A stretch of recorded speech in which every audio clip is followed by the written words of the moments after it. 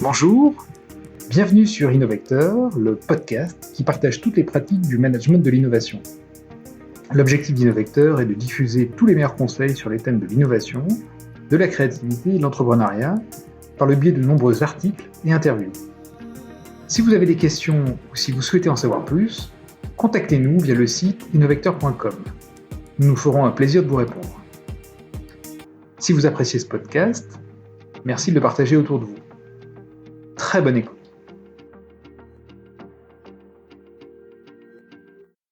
Alors, aujourd'hui, nous allons parler de l'accompagnement des projets innovants.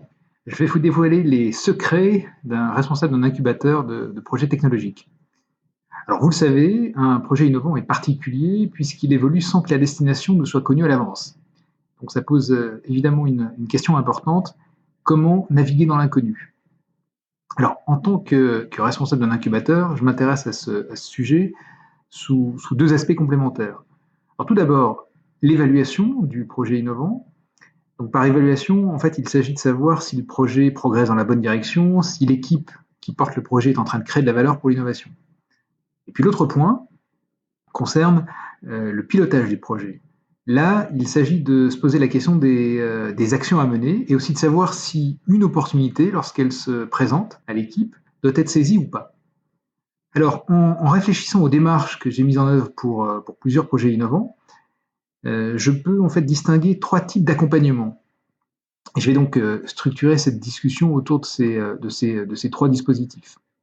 Alors, la première approche, je la nomme séquentielle, et elle s'organise autour des trois grandes étapes du financement d'un projet innovant. La deuxième approche, je la qualifie de transversale, et là, elle est basée sur la mesure, c'est-à-dire sur les indicateurs d'évaluation d'un projet innovant. Et enfin, la troisième approche est, elle, basée sur les réseaux d'acteurs, et finalement, elle vise à générer des opportunités nouvelles pour le projet innovant. Si le thème du pilotage et de l'évaluation des projets innovants vous intéresse, je vous conseille de découvrir un e-book que j'ai rédigé. Il vous donnera tous les leviers de la gestion d'un projet innovant. Vous le retrouvez très facilement sur innovecteur.com à la rubrique e-shop. Alors avant d'entrer dans le détail de chacune de ces trois approches, je vais vous parler tout d'abord des projets innovants et plus précisément de la gestion d'un projet innovant. Alors, lorsqu'on parle de gestion de projets innovants, et surtout lorsque les projets durent longtemps, comme je vous l'ai dit, 3 à 5 ans, évidemment que c'est une question qui est importante et qui est pas si simple que ça. En général, lorsque les projets démarrent, on a le fondateur, éventuellement un salarié qui, soit est déjà là, soit arrive quelque temps plus tard, qui est donc cette dernière entreprise. Aujourd'hui, c'est plus d'une cinquantaine de salariés. Donc on voit que le projet, en quelques années, évolue largement. Et donc l'accompagnement à apporter doit être variable et donc doit s'adapter à ces mutations et à ces changements. En tout cas, ce que je constate, c'est que d'accompagner les projets innovants est absolument important, ça les aide. Euh, Ça leur donne, voilà, je joue un peu, moi, pour eux, le rôle de sparring partner, hein, de les challenger, de leur ouvrir des portes, de les rassurer parfois, et puis, ou au contraire, de les aider à faire des choix. Mais d'une façon générale, lorsqu'on est un incubateur, on accueille des projets qui sont des projets indépendants, qui sont menés par des personnes qui ont investi dans leur entreprise. Donc le lien, et là c'est une différence importante avec un projet d'intrapreneuriat lorsqu'on est au sein d'une entreprise, c'est que les entreprises sont complètement indépendantes et n'ont pas de lien particulier avec l'incubateur, si ce n'est qu'elles y sont accueillies, mais il n'y a pas de lien financier entre les structures. Donc le fondateur et l'équipe dirigeante a évidemment tout le loisir d'accepter ou non les conseils qui sont donnés, de participer ou non aux événements qui sont organisés. Donc c'est évidemment une particularité qui donc implique en tout cas d'avoir un mode de coaching ou un mode de relation qui soit évidemment aidant, responsabilisant, mais qui permette aussi à l'entreprise éventuellement de s'en passer si elle peut le faire. Et lorsqu'on est dans l'innovation, les autres caractéristiques, c'est évidemment l'incertitude. Alors, il y a une incertitude technique. Vous savez que beaucoup d'incertitudes techniques, on finit par être capable de les résoudre. c'est plus ou moins long et plus ou moins laborieux, mais on peut y arriver. Il y a évidemment d'autres incertitudes comme le financement. Donc ça, c'est puisque là, on va dépendre d'acteurs extérieurs, hein, des institutionnels, mais aussi des privés qui vont ou non se lancer dans l'aventure du fondateur et donc l'aider à le financer ou pas. Et puis l'autre incertitude, c'est évidemment le marché. Est-ce qu'il y aura des clients, est-ce qu'il y aura des utilisateurs qui voudront là acheter, enfin en tout cas dans un premier temps utiliser, puis dans un deuxième temps acheter ces produits. Ça, c'est encore une autre incertitude. Et donc finalement, tout le parcours de l'entrepreneur, ça va être d'acquérir des preuves voilà, des preuves du marché qui lui permettent d'être assuré quant à sa possibilité d'arriver un jour sur le marché, d'être capable de vendre son invention, puisque la différence entre une invention et une innovation, ce sera son acceptation par le public et le fait que des clients se lancent dans l'aventure et décident d'utiliser ce produit-là. Et donc, lorsqu'on parle de projets innovants, en fait, on a souvent l'approche classique de la gestion de projet, hein, que vous devez probablement connaître, hein, qui est essentiellement basée sur la gestion des coûts, des délais et du niveau de qualité du projet. En fait, lorsqu'on a affaire à autant d'incertitudes, en général, ça fonctionne pas, puisqu'on a quand même beaucoup de mal à être capable de fixer à l'avance, 3 ou 5 ans à l'avance, un chiffre d'affaires prévisionnel, un niveau de marge, c'est quasi impossible, puisqu'on ne sait pas encore tout à fait ce qu'on va développer et comment et avec qui. Donc on a peu d'infos sur les coûts. Sur le marché, si c'est vraiment innovant, bon, on ne sait pas trop quelle sera l'adoption par le marché. Donc il y a beaucoup d'incertitudes. Et donc de partir voilà, de l'approche classique de gestion de projet, en fait, c'est un petit peu difficile et c'est pas souvent, enfin, c'est souvent pas très utile. Donc bien entendu, on demande à ces projets lorsqu'ils viennent pitcher et d'avoir un business plan, mais c'est plus pour tester leur capacité et de présentation et puis à raisonner et puis à voir si leur projet se tient dans leur ensemble plutôt que voilà, de prendre des paris sur les chiffres et de s'assurer 5 ans plus tard que les chiffres qui avaient été annoncés sont réellement les bons, puisqu'en général, on est complètement à côté de la cible. Et il y a par contre une autre approche que je vous recommande d'une façon large, que vous soyez entrepreneur ou responsable d'innovation ou simplement curieux. C'est une approche en fait qui vient des États-Unis. C'est une chercheuse américaine mais d'origine indienne qui a développé cette théorie-là, qui s'appelle Sarasvati. Donc qui a développé la théorie de l'effectuation. Et en fait qui est beaucoup plus adapté au mode entrepreneurial, puisque plutôt que d'essayer d'imaginer ce que l'avenir sera fait, on part plutôt de ce que l'on a, donc des moyens disponibles au moment où on en parle. Et derrière les moyens disponibles, on parle évidemment des compétences, des expertises de l'équipe, mais également de ses moyens financiers au moment où le projet démarre. Et puis surtout, quelque chose qui va être très utile par la suite, c'est tout le réseau et tout l'écosystème et tous les partenaires potentiels que l'équipe dirigeante peut avoir, puisque c'est en général grâce à ces connexions que le projet va se développer. Donc, dans cette théorie-là de l'effectuation, on démarre avec ce qu'on a. Et puis, l'autre point absolument important et tout à fait différent de la gestion classique de gestion de projet, où on parle souvent de retour sur investissement.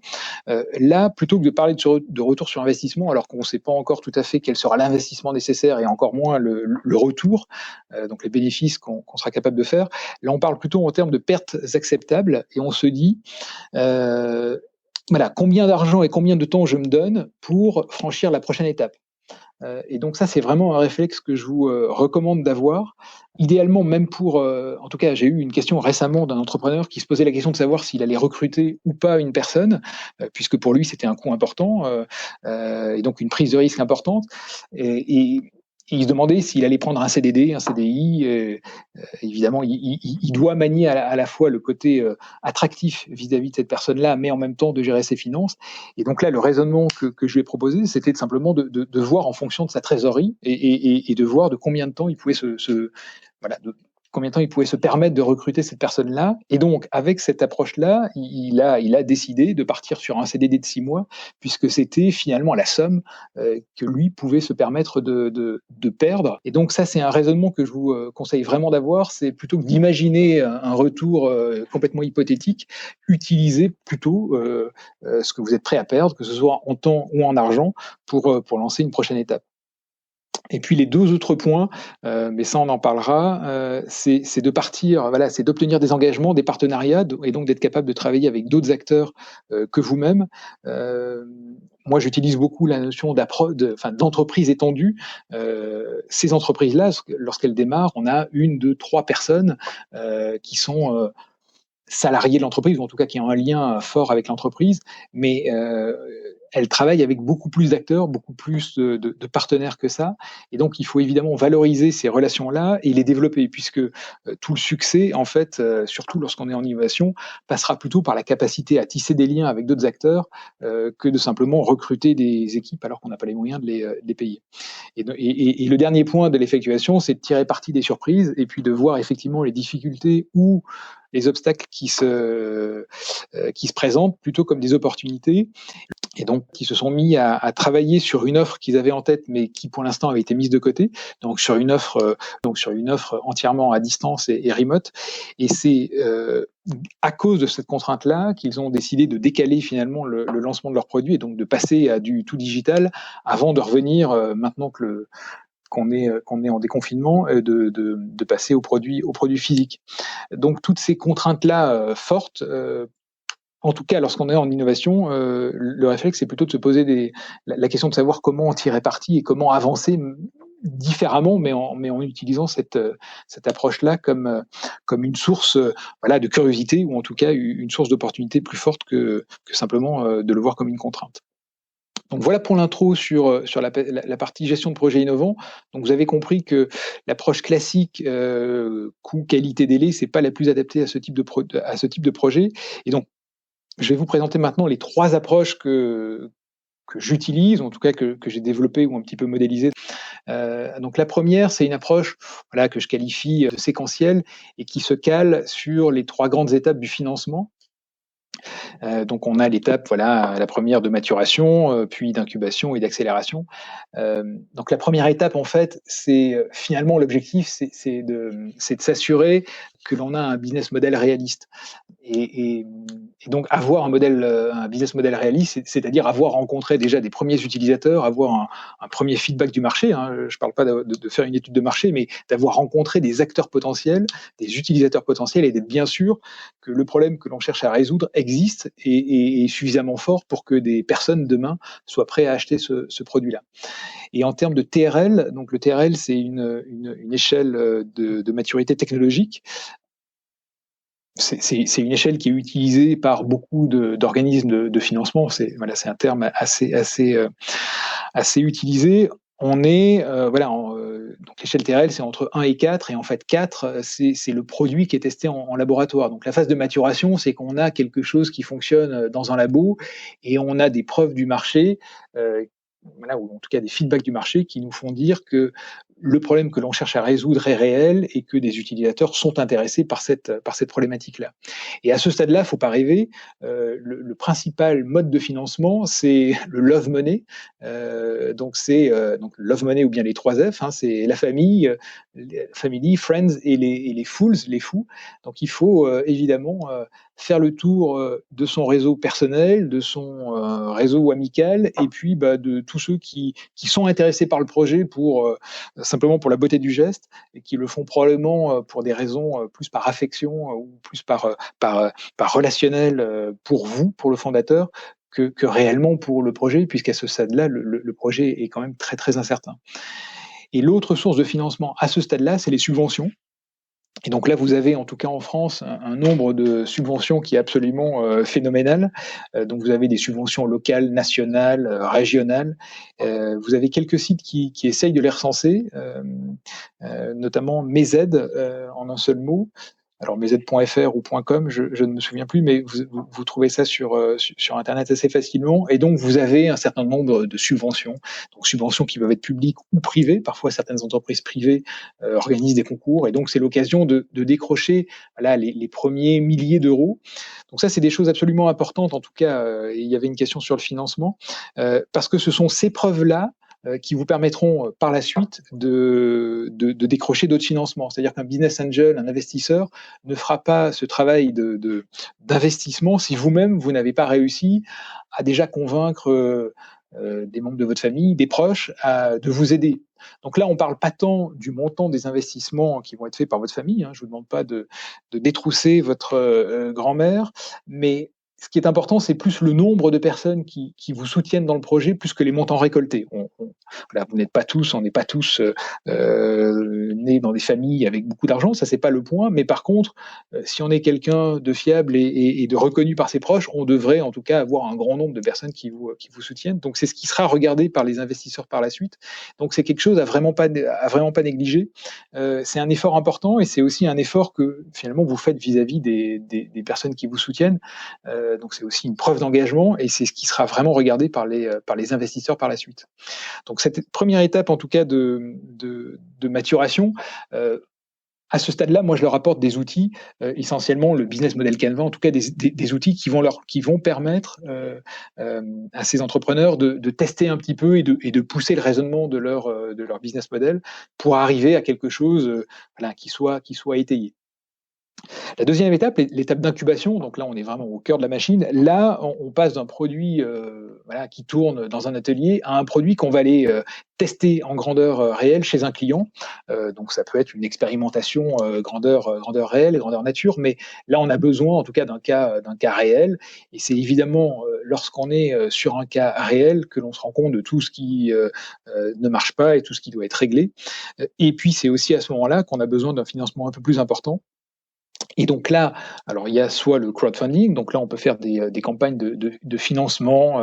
Alors en général, ça marche plutôt bien pour les produits grand public, un peu moins pour les produits B2B, puisqu'en général il est plus difficile de les rendre sexy pour obtenir donc voilà le soutien de personnes qui vous connaissent pas, mais c'est quelque chose à conserver. Ce qui marche très bien, c'est évidemment BPI. Donc en France, on a la chance d'avoir ce soutien financier de la part de la BPI.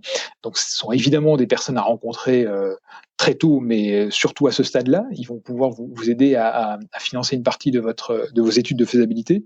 Et puis il y a certains financements européens, des financements nationaux également, auxquels vous pouvez en tout cas tenter votre chance.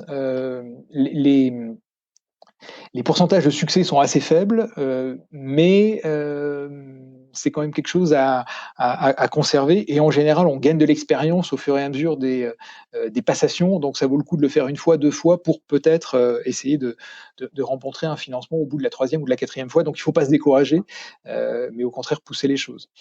À ce stade-là, ce que l'incubateur apporte, c'est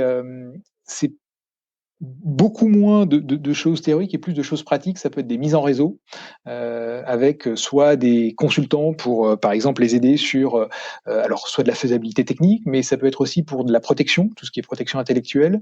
Ça peut être aussi pour du financement. Souvent à ce stade-là, il faut commencer à mettre en œuvre donc, des techniques de présentation, de pitch. Et donc, on a besoin d'avoir des spécialistes et de la finance et de la communication pour rendre les présentations efficaces. Donc, c'est plutôt de la mise en réseau, en fait, à ce stade-là qui est importante. Beaucoup plus que des outils un petit peu scolaires comme le business model Canva. Là, on a passé un stade et on est quand même un peu plus proche de la vraie vie. Et puis, le dernier point, l'accélération. Donc là, l'objectif, hein, c'est qu'évidemment le produit a été testé, peut-être vendu à un premier client, et là, c'est évidemment d'accélérer et d'être capable de le déployer à grande échelle. Donc là, évidemment que le financement là est très important de la part de business angels, de la part d'investisseurs. BPI continue à être présent, mais à un degré beaucoup plus modeste. Et c'est aussi à ce moment-là que les banques vont pouvoir vous accompagner en complément de ce que peut faire BPI. Mais mon conseil, c'est de pas perdre de temps avec les banques avant d'avoir atteint ce stade-là, puisque souvent ce que les banques demandent, c'est une preuve de marché, donc d'avoir au moins quelques clients, et puis évidemment une faisabilité technique qui soit avérée. Vous imaginez que les banques prennent peu de risques, donc elles veulent être sûres que vous serez capable de rembourser leur mise. Donc attendez avant d'aller voir les banques. Et à ce stade-là, ce qui est important pour les entreprises, c'est plus de l'aide sur leur sujet. Ça peut être de l'aide pour même de l'implantation, ou pour trouver des locaux, pour trouver de nouveaux financeurs. Ça peut être de l'aide pour structurer leurs équipes, structurer leur contrôle de gestion, structurer leur équipe commerciale. Donc là, on est dans une pré-PME en fait. C'est une entreprise déjà qui commence à avoir une trentaine de salariés et qui donc a les mêmes problématiques qu'une entreprise classique, évidemment en rapport avec leur taille. Donc voilà pour ces 3 étapes-là. Et donc voilà, je vous ai listé évidemment dans les grandes lignes à la fois le financement qui est adapté à ces étapes-là et puis les outils qu'un incubateur peut leur apporter. Évidemment, moi j'ai développé beaucoup plus d'outils que ce que simplement je vous ai présenté. J'en ai voilà une cinquantaine que je peux utiliser en fonction des problématiques. Alors ce que je n'ai pas dit, c'est que vu le nombre de projets que l'on a dans l'incubateur, globalement on a une quinzaine de projets en parallèle à gérer. Je passe souvent beaucoup plus de temps en coaching individuel qu'en coaching collectif. Donc il y a très peu de formation et on n'est pas dans un format universitaire où il y aurait un parcours de formation. On est beaucoup plus sur voilà, des relations face à face et apporter de l'aide en fonction du projet et de façon beaucoup plus personnalisée que de la gestion de masse. Donc voilà pour cette première approche. Je pense que voilà, j'ai d'autres petites choses dans un incubateur, et ça c'est important aussi pour vous si vous souhaitez soit rejoindre un incubateur, soit si vous êtes en train de créer votre propre incubateur en interne. C'est que bien entendu, ça c'est les 3 étapes clés du développement d'un projet. Évidemment qu'il va y avoir toute une étape d'examen des projets, donc de sélection des projets, selon des critères là aussi qui seront à fixer, et puis d'accompagnement. Et donc de définition en fonction des besoins de l'équipe de direction, quel type d'accompagnement, quelle va être la fréquence des rencontres et les modalités d'intervention. Et puis lorsqu'on est, c'est bien beau d'être allé jusqu'à l'accélération d'un projet. Ensuite, il y a aussi cette entreprise-là qui va quitter l'incubateur et qui va devenir une entreprise classique. Et donc nous, on apporte aussi des services aux entreprises établies. Donc ça, c'est la dernière étape. Mais ça, c'est également important, même lorsqu'on est une entreprise et lorsqu'on lance des projets en interne, puisqu'à un moment, il va falloir que ce projet-là, qui vivait dans une bulle, redescende dans l'organisation classique de l'entreprise, devienne alors une business unit ou devienne une activité qui sera reprise par un service ou par une direction. Mais il va bien falloir faire atterrir ce projet un petit peu prototype pour qu'ils puissent s'intégrer au reste de l'entreprise. Donc il faut aussi penser à cette étape-là au-delà de la période pure d'incubation. Et puis les autres points, évidemment, un incubateur doit être un lieu de vie où il se passe des choses, des animations, des petits déjeuners entre les entreprises pour qu'elles puissent échanger, savoir leur apporter des moyens, des ressources, une liste de compétences dans lesquelles et d'experts sur lesquels elles peuvent s'appuyer, une insertion économique avec les entreprises dans le bassin dans lequel on est installé. Et puis voilà, le dernier point, j'ai les experts, les consultants qui vont pouvoir aider les entreprises d'une façon générale. Alors cette approche-là, donc séquentielle, moi, je trouve que c'est très efficace, surtout lorsqu'on est au démarrage du projet, en fait, et lorsque potentiellement l'entrepreneur peut être un petit peu perdu ou ne pas savoir par quoi commencer.